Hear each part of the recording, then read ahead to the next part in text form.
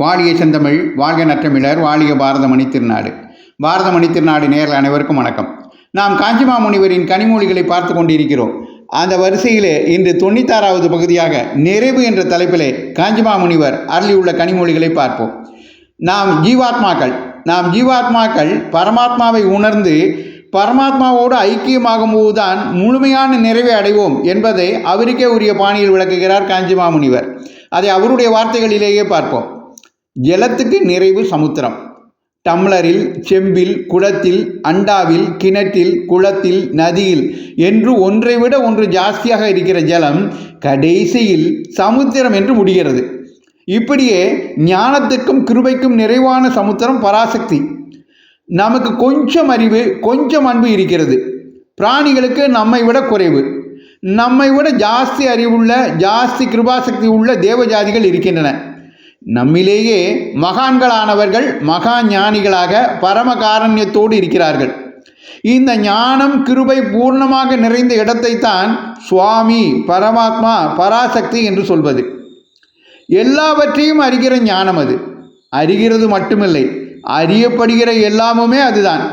அதற்கு வேறாக இன்னொன்று இருந்து அதை அது அறிகிறது என்றில்லை.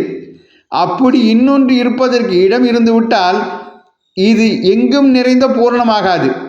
இன்னொன்று துளி துளி இருந்து விட்டால் கூட சரி, இதற்கு குறைதான். இது அந்த துளியில் இல்லாததால் இது பூர்ணமில்லை. நிறைந்த ஒரே நிறைவில்லை என்றுதானே அர்த்தம். இதனால் என்ன முடிவாகிறது என்றால், பரமாத்மாவை தவிர அறியப்படுகிற வஸ்து என்று இரண்டாவது பதார்த்தமே கிடையாது என்பதுதான். அப்படியானால் இத்தனை ஜீவாத்மாக்கள் வேறு வேறாக இருப்பதாக நினைத்து கொண்டிருக்கிறோமே, இது என்ன? இது ஒரு பெரிய வேஷம்தான், மாயா நாடகம்தான். வேஷம் கலைந்து விட்டால் நிறைந்த நிறைவான ஒன்றே ஒன்றுதான். அதுவே அறிவாக நிற்கும்.